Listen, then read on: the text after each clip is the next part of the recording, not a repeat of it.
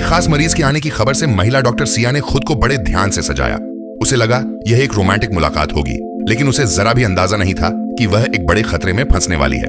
उसके सामने खड़ा आर्यन मुस्कुरा रहा था।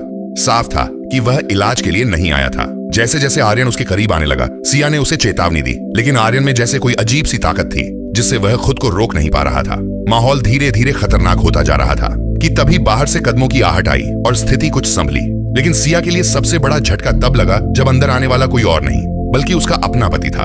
एक पल के लिए उसका दिल जोर से धड़क उठा, लेकिन उसने खुद को संभाल लिया और शांत स्वर में कहा कि वह मरीज को काउंसलिंग दे रही है, इसलिए अभी बाहर नहीं आ सकती। उसका पति, जो हमेशा उसके काम को समझता था, बिना कुछ पूछे वापस चला गया। पति के जाते ही सिया ने राहत की सांस ली, लेकिन उसे क्या पता था कि आर्यन अब पहले जैसा नहीं रहा।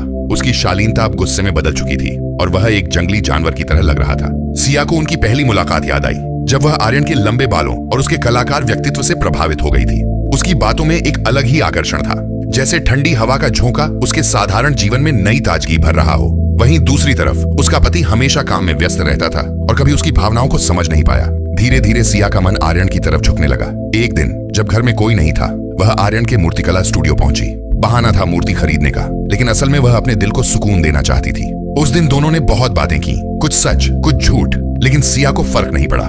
वह बस उस पल की आजादी जीना चाहती थी। उसे लगा था कि आर्यन उसे एक नई जुनून भरी दुनिया में ले जाएगा। लेकिन जैसे जैसे उनका रिश्ता गहरा हुआ, आर्यन का असली चेहरा सामने आने लगा।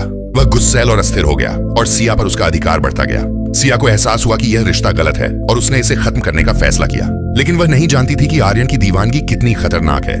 वह पागलपन की हद तक जुनूनी हो गया था, जैसे किसी अदृश्य जंजीर ने सिया को जकड़ लिया हो, जहां से निकल पाना अब लगभग नामुमकिन था। जो कहानी एक खूबसूरत आकर्षण से शुरू हुई थी, वही धीरे धीरे एक भयानक और जानलेवा दुस्वप्न में बदल गई।